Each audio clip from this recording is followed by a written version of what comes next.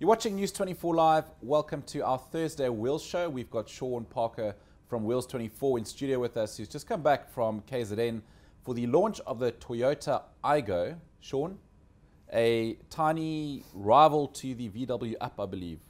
What, first of all, what were your impressions of this car before you got in and gave it a spin? Nick, this car is hell of a funky. It's got a, I think they called it an X motif. So the front grille has a black X, which captures your eye at the sort of moment you see it. The test unit that I drove was white, and obviously the contrast of the black sort of made it look like an angry panda. There are two models which have been launched. So you get the entry-level one, which has everything besides a leather gear lever and a leather steering wheel.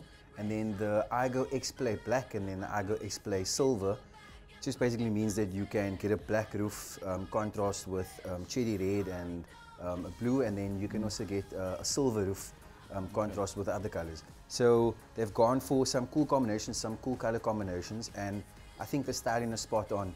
This car is aimed at millennials, so people between the ages of 18 and 30, and you want something to stand out. I think that based on looks alone, it's gonna stand out more than the Up, you know.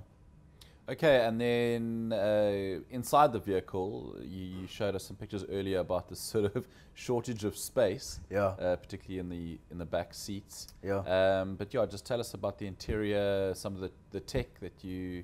Yeah. So as I said, this car is aimed at young people who are on their smartphones all the time and have gotten used to a touchscreen rather than buttons. So the infotainment center is made up of a massive touchscreen.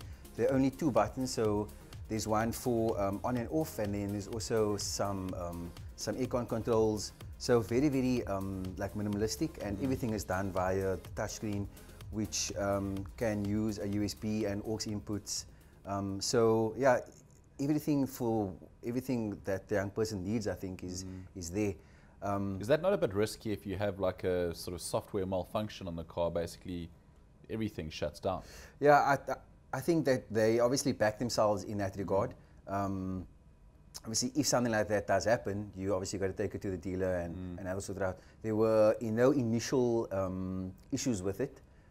It's bright and you can customize it, and there was actually even an option where you could check the fuel consumption in a cool bar graph.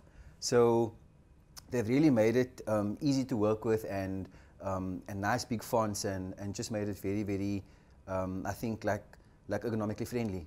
The engine on the other end, which is a 1 liter, is actually a 998 cc, produces 51 kilowatts and 95 Newton meters, so it's very, very pop.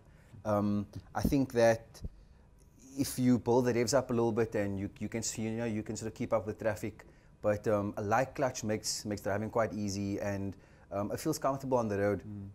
But you will find those times where you have to maybe change on a couple of gears, going up a hill or overtaking somebody. But I enjoyed it. Space factor? Yeah. So space at the back. You'll see I posted a picture on my Instagram account.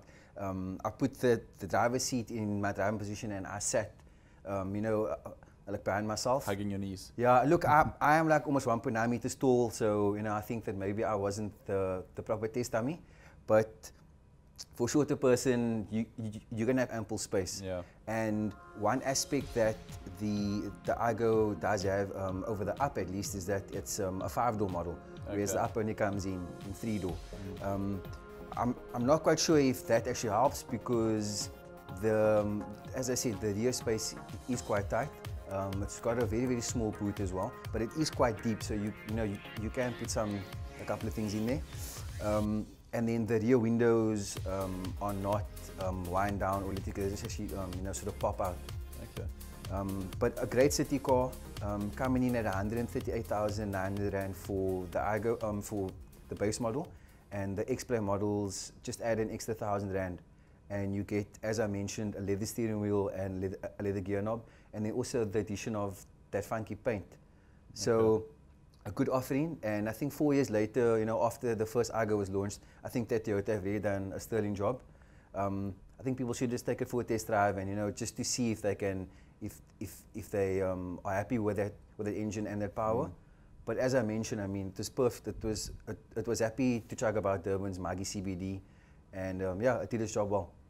And Sean, final question. I see also your Instagram account. They had you guys cruising around on Segways around Moses Mabhida Stadium. Yeah. What was the thinking behind that?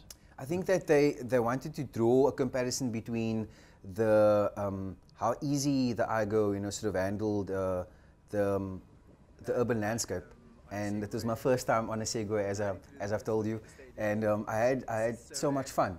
It takes you about 1.5 minutes to get used to the fact that your weight, you know, sort of it dictates whether you're going forward or braking. So yeah, we had lots of fun. If you do hit a stable object, that the Segway will you know, sort of stop and you'll fall on your face. But I mean, thankfully that didn't happen to any of the journalists. And I think it was a cool way to link, you know, that sort of Aigo and the city, and just how easy it, you know, the car felt. But if you had to ask me between a Segway and an Aigo, I think I'd take the Segway. Yeah. Interesting. Yeah, it's cool. Okay. Thanks, Sean. Cool.